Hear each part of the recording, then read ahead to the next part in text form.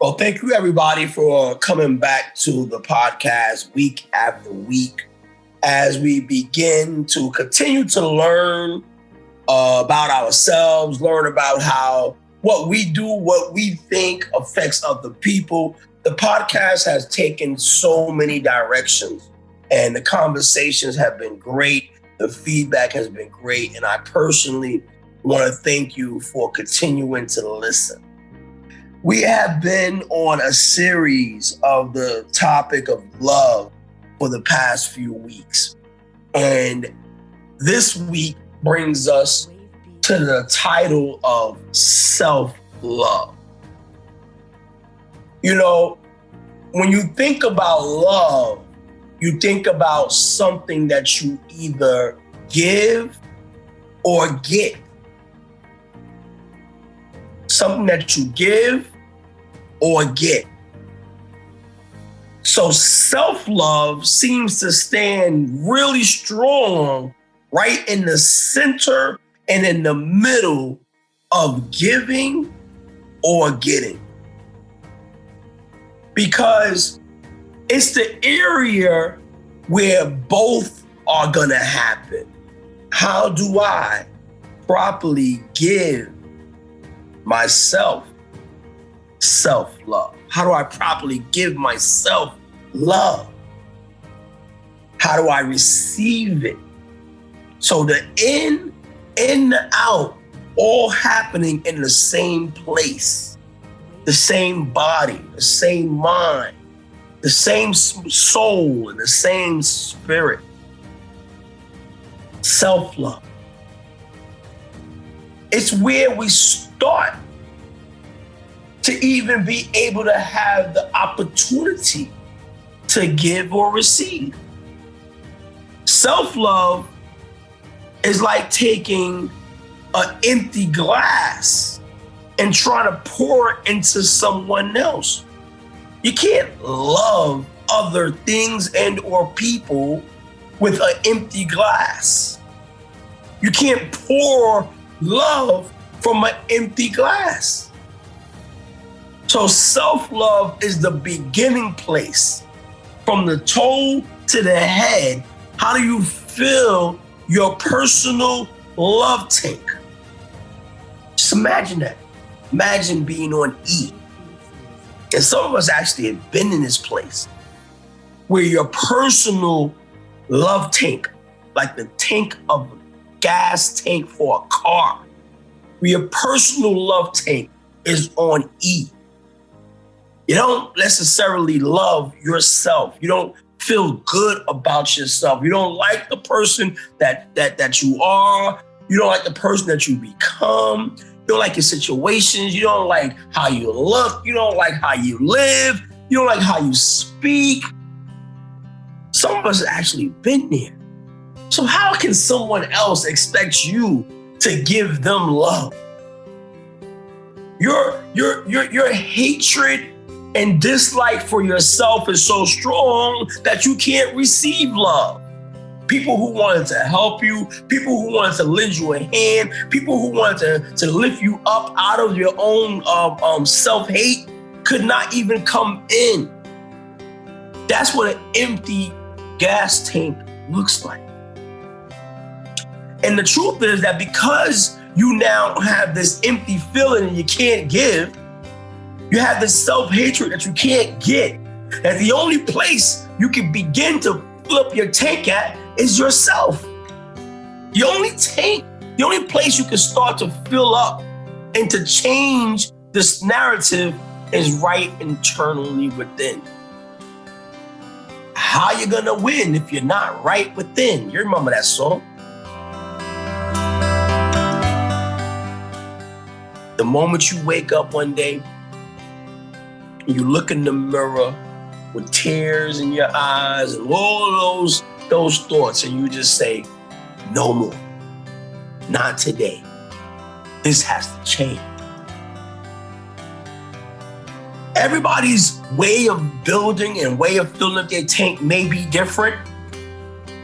So whatever I might describe today may just be one journey of how you begin to fill your personal love tank. So don't take what I'm saying as the only way to stay in love with yourself. But that day that you decided to continue to love yourself, to add love to your tank, and to constantly, those are the people who go look in that mirror and say, no more, not today. I'm greater than my circumstances. I'm greater than my situation. There's more in me. This is not the life that God intended for me. This is not what I deserve. This is not what my family deserves. The people who love me or tried to love me, this is not what they deserve. And this will not be my story forever. You step out of the mirror crying, you step into the shower and you wash it all away. You might slip on some clothes and run to the barbershop and get your hair cut. Or you might go get your hair done, ladies. Get your nails done. Put on something that looks decent. I didn't say expensive, just looks decent. You may go back to the house, you may clean up a little bit. Start to move things around the house and wipe it down. Put on some music and get motivated again. You might pull out some paper and a pen, which is a powerful place. You might start using affirmations. I am greater. I am more. I am magnificent. I am a child of God. I have excellence in me. I am. Every step from the moment that you looked in that mirror and made a decision, no more, you started to add gas to your empty tank. You started to add self-love to your empty tank. And then you go to work. You start writing down your talents, your skills, your passions, and you start finding career opportunities, and you start finding volunteer opportunities, and you start getting up and fighting back. And you're on your feet one day, and you want to continue that self-love. You want to continue to add more gas to your tank because it's starting to feel good now. So you keep the house clean. You keep your body maintained. You keep your energy up. You enjoy the smiles and the laughter of the people. And all of that is filling up your tank. You realize that people enjoy your company. And you enjoy your company, and now you're starting to like you more. Self-love. Self-love. And after each success, each day that you win, you look in the mirror, you're feeling just a little bit better about yourself. This is the point right here where you look back and you remember what it was like just 2 weeks ago and say, no. You forgive yourself for putting yourself in the places where you didn't even love. And that forgiveness, and that breaks down walls and it breaks down barriers, because now that you begin to love yourself, now you can talk about pouring into someone else. Your kids, your family, your cousins. You start to reach out a little bit more to other people. How are you? No, how are you? We haven't heard from you in a long time. I'm doing a lot better. Wow. People who love you will notice a change in the difference. And they'll say, whatever you're doing, you keep going because you're looking a lot better. And then people start to notice. You surround yourself by faith around people who forgive and people who trust God to do the right things for you. And you pray and you get around good people. You might go to meetings with men's meetings, the men's ministry. You might join the women's ministry. You might volunteer a little bit. All of these things are going to continue to add self-love. We move to the luxury items of self-love, of maintaining our bodies and our hair and our grooming and our clothing. We maintain how well we do on a job. This job is going to be better because I just stepped through the door. Not only am I masterful at this job, but I'm gonna be a light on this job. I'm gonna be the laughter on this job. I'm gonna be that good spirit on this job. And then you reward yourself with a spa day. Look at that. You reward yourself with a spa day. You go out with your homeboys and your girls and y'all relax a little bit. Self-love. Self-love. Because you understand that as whatever level you are in your life, maybe you're not at your worst, but you understand that the better version of you is the best version for everybody else to get. I'm not sure about anybody else, but I just remember that the low version of me wasn't a good tie for nobody. Not a good tie to receive love and not a good tie to give love. So first I had to be happy with me. Being okay to be alone with my own thoughts.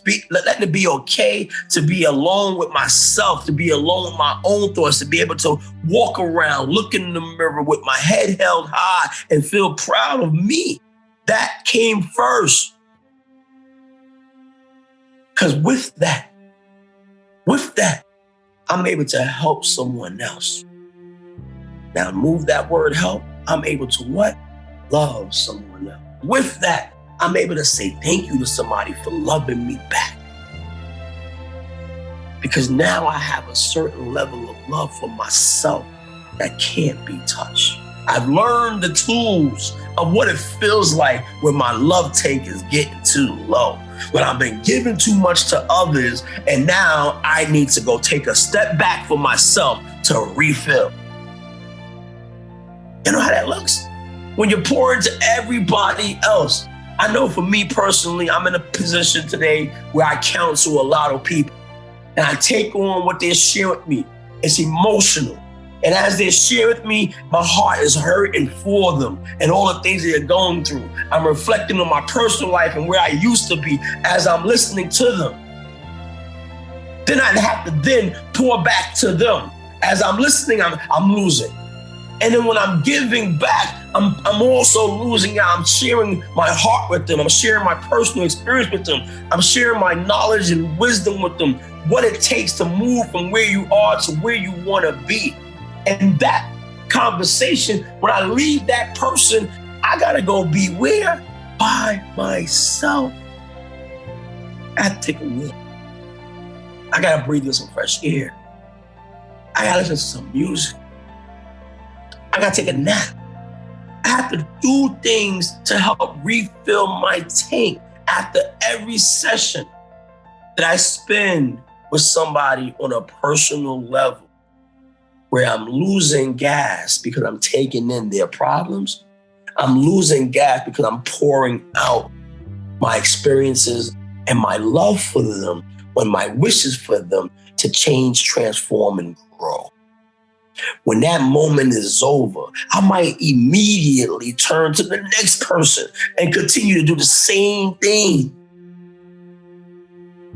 So do you have a small love tank or a large love tank?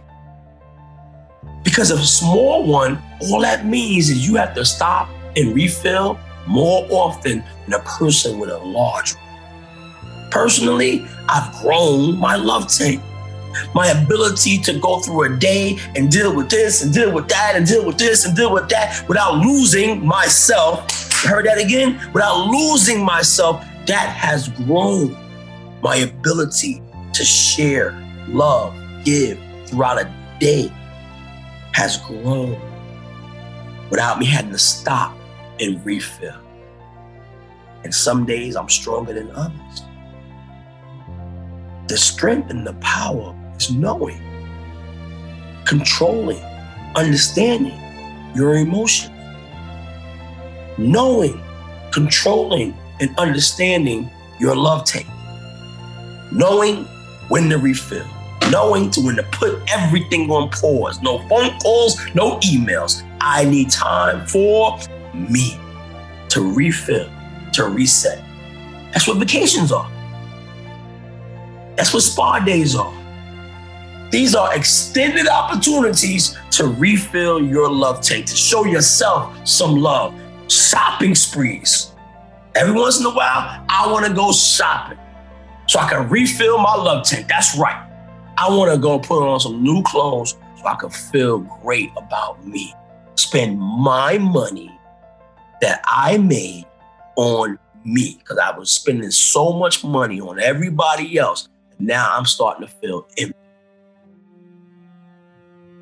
So rethink it, guys. And this is about intentional loving.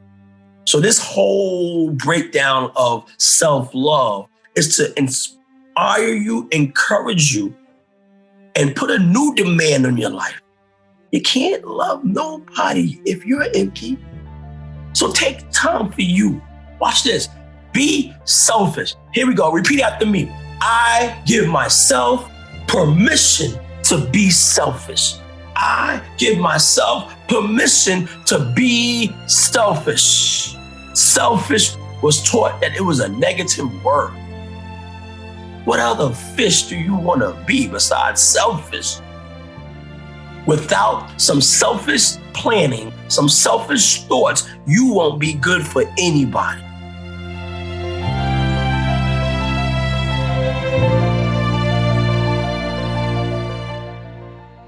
I pray you heard me.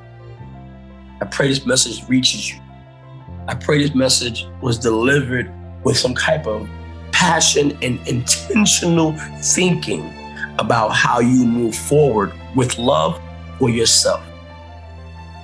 I thank you for the opportunity for me to share this thought with you. It's super exciting. At the end of these sessions, it's super exciting to have gotten that thought out.